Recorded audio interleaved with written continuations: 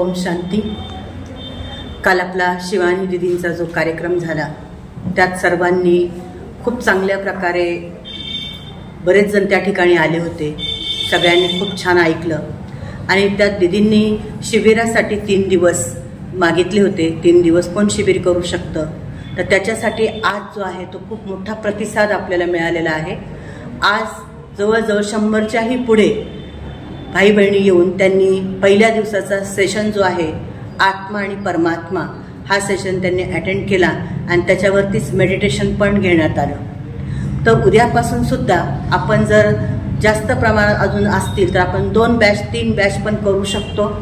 त्यामध्ये कुणाला जर 3 ते 4 किंवा 4 ते 5 असा जर करायचा असेल तर आपण तोही सेशन घेऊ शकतो।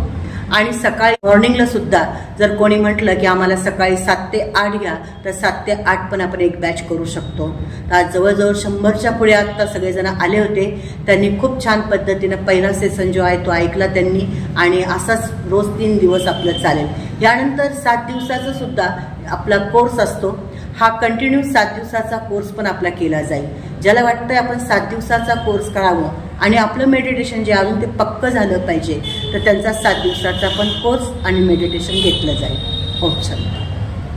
प्रत्येकाचे संस्कार, प्रत्येकाचा स्वभाव, प्रत्येकाचं कर्म हे सगळं काय आहे वेगवेगळं आहे आणि प्रत्येकाला पाठ मिळालेला आहे। मी नाही म्हणू शकत ही व्यक्ती माझ्याशी अशी का वागते, तो तिचा कारण आहे, तो तिला मिळालेला काय पाठ। मी नाही म्हणू शकत हा माझ्याशी असं का वागतो। प्रत्येक जण या सृष्टीवरती काय करतोय आपला पाठ वाजवत आहे। आणि चंद्र सूर्य आणि तारे हे काय बत्ती आहे आणि आकाश एक मांडवा। अशी ही साकारी सृष्टी आहे जिथे चंद्र सूर्य तारे आहेत, ही पृथ्वी आहे, 5 तत्वाची दुनिया आहे। या 5 तत्वाच्या दुनियेच्या पलीकडे त्याला आकारी लोक म्हणते, त्याला सूक्ष्म लोक म्हटलेला आहे की जिथं ब्रह्मा विष्णू आणि शंकर या 3 देवता आहेत। या 3 देवतांच्या पलीकडं तिथं लाल सोनेरी रंगाचा प्रकाश पसरलेला आहे।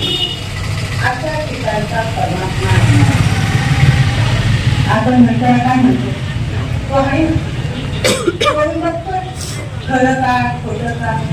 त्यांच्या द्वारा जसं गाडीचा काचेमधून तो काय करतो, ड्रायव्हर समोरच्या काचेतनं तो सगळ्या गाडीचं नियंत्रण ठेवतो, तसं आत्मा सुद्धा या 2 डोळ्यांमधून संपूर्ण शरीराचं नियंत्रण ठेवतो। म्हणून आत्मा डोळ्याद्वारे बघतो, आत्मा कानाद्वारे ऐकतो, आत्मा